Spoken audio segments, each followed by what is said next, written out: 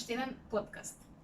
Денес со нас е Ксенија Маказлиева Трајчева, која што е долгогодишен писател за деца, како и уредник на списанијата за деца Росица и другарче. Добро дојдовте. Благодарам на поканата, навистина ми представува чест и задоволство да бидам во вашиот проект, но и предизвик да ги мотивирам младите луѓе да се занимаваат со оваа професија која што јас се нарекувам најубавата професија на светот. Повеќе од 20 години сте уредничка на списанија за деца.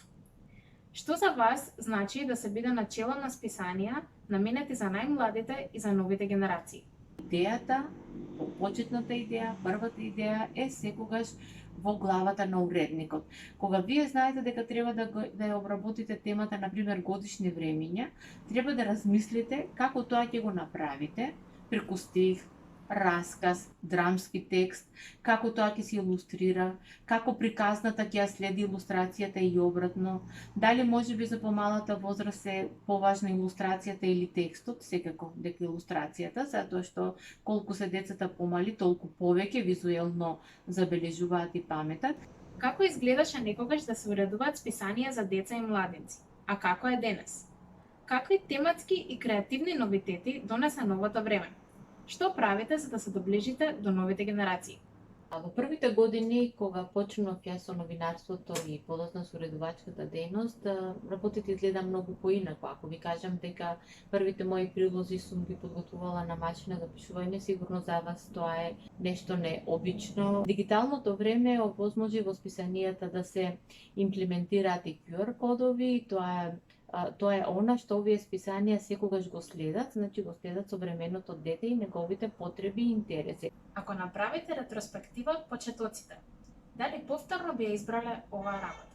Секако да, затоа што за мене ова е најубавата професија на светот, професија која што не ве ограничува, имате неограничени можности на креативно изразување и творење.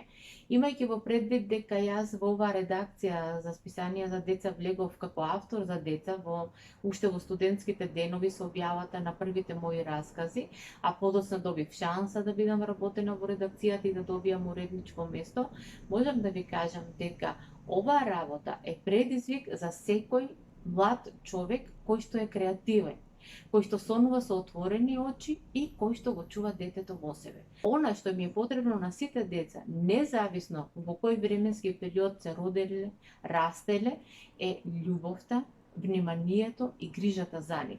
Ако вие им понудите содржини во кои што тие ќе се пронајдат и кога на вашата мејл адреса или на вашите електронски медиуми и мрежи ќе пристигнат коментари дека сте најдобри, дека со задоволство ве чекаат, дека секој нов број за нив представува радост, тогаш сте ја постигнале целта.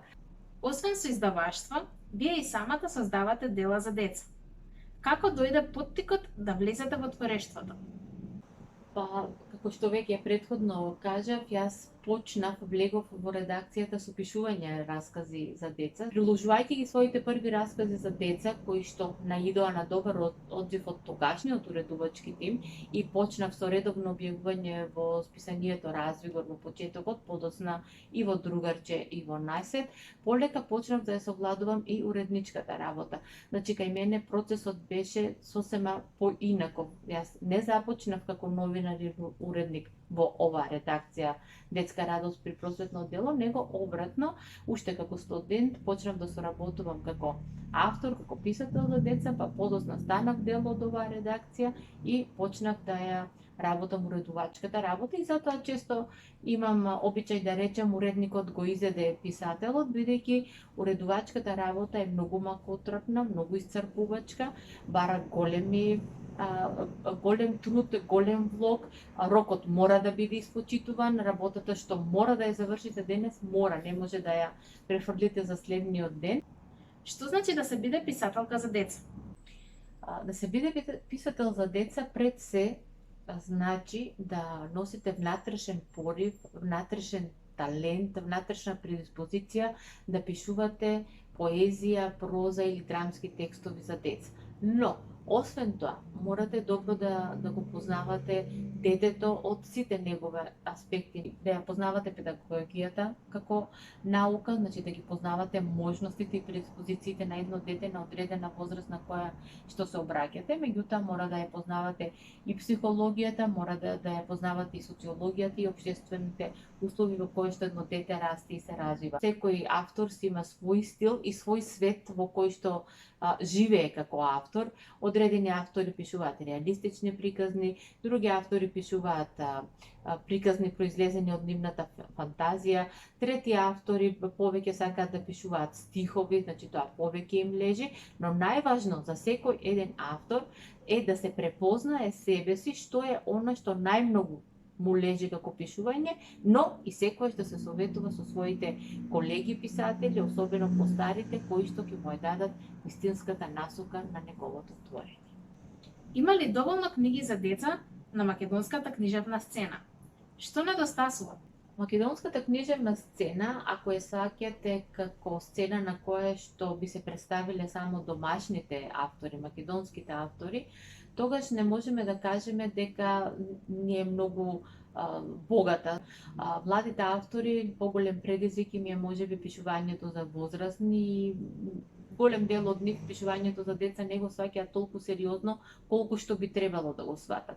Во она што јас го следам на македонската книжевна сцена, имам забележено дека одредени автори за деца кои што сакаат да им се обратат на децата, се случува да ја почнат песната или приказната како да се обраќаат на дете, а од крајот на приказната веќе да имате чувство дека оваа приказна не е за деца, туку е за возрастни. Уредниците кои што работат во издаваштвото имаат она главна, клучна улога за да препознаат добар автор за деца. Какви препораки би им дала на младите што би сакале да се занимаваат со вашата издавачка дејност?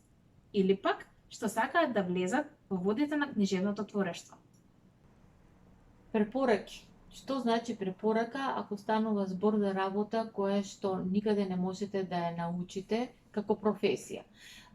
Уредник за деца, писател за деца, значи не постои школа, факултет кој што за тоа ќе ве профилира. Ако ја сакате оваа работа, ако ви представува предизвик, тогаш првите соработки да ги направите со вистинските луѓе кои што ќе ве менторираат, кои што ќе ве упатат.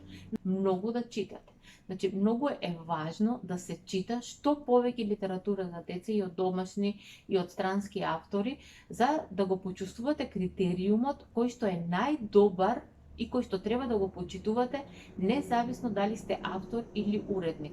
Ако ги сакате децата, ако сакате да другарувате со нив, ако сакате да пишувате со нив, ако сакате да им се обратите на начин нов, иновативен, интересен, креативен, и ако чувствувате дека во себе носите талент за таа работа, воопшто да не се двумите. И секој оној кој што навистина ќе се посвети на оваа работа, јас верувам дека ќе постигне успех. А успешни млади луѓе, успешни млади креатори, уредници, писатели и се потребни на оваа држава. Затоа ве охрабрувам, пробајте. Ова е најубавата работа на светот, верувајте. Ксенија, благодариме денес за вашето гостување и за вашите тема говори. Се надеваме дека ќе се дружиме повторно во некоја следна прилика. Благодарам на поканата и на вистина ми беше голем предизвик и задоволство да бидам денеска со вас, но ова ќе го сметам за успешно интервју, доколку мотивирам млади луѓе кои што ќе сакаат да се занимаваат со оваа професија, затоа што иднината останува на младите.